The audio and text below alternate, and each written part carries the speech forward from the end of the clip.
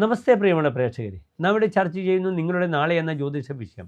നിങ്ങളുടെ നാളെയിൽ നാം ചർച്ച ചെയ്യുന്നത് നാളെ ജനുവരി മാസം 2026 13-ാം തീയതി, അതായത് 1201 ധനുമാസം 29-ാം തീയതി, കുജവാരം, ചൊവ്വാഴ്ച.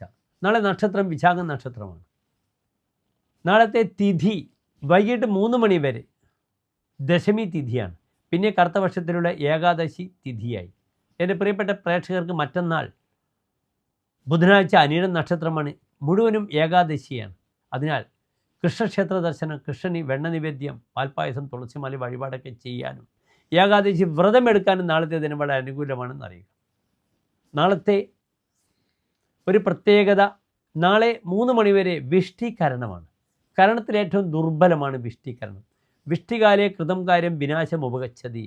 വിഷ്ടികരണത്തിൽ ചെയ്യുന്ന കർമ്മങ്ങൾ വിനാശത്തെ, നാശത്തെ ഉളവാക്കുന്നു. ഒരു ഗുണവും തരില്ല. നാളെ വിശാഖം നക്ഷത്രവും പ്രത്യേകിച്ച് ഒരു ഫലവും ചെയ്യാത്ത നക്ഷത്രമാണെന്നറിയുക. ചൊവ്വാഴ്ചയാണ്.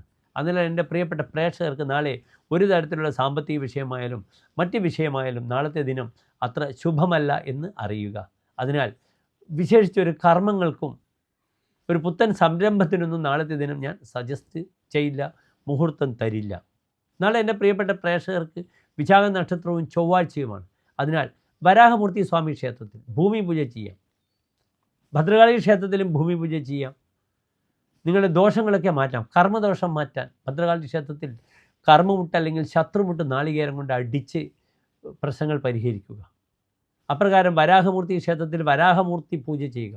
ഓം വരാഹമൂർത്തേ നമഃ എന്ന പ്രാർത്ഥന നാളത്തെ ദിനം എൻ്റെ പ്രിയപ്പെട്ട പ്രേക്ഷകർക്ക് നിങ്ങളുടെ പ്രയാസങ്ങളിൽ നിന്നെല്ലാം തന്നെ നല്ലൊരു ശതമാനം വരെ പരിഹാരമായി കാണാവുന്നതാണ്. ഈ 13-ാം തീയതി ചൊവ്വാഴ്ച മറ്റ് ശുഭ മുഹൂർത്തങ്ങളൊന്നും നൽകുന്നില്ല. പരിഹാരങ്ങൾ ചെയ്യുക. എല്ലാം വളരെ അനുകൂലമായി വരട്ടെ എന്ന് പ്രാർത്ഥിക്കുന്നു. നന്ദി, നമസ്തേ. നല്ലൊരു നാളെ എൻ്റെ പ്രിയപ്പെട്ട പ്രേക്ഷകർക്കായി ഞാൻ പ്രാർത്ഥിക്കട്ടെ.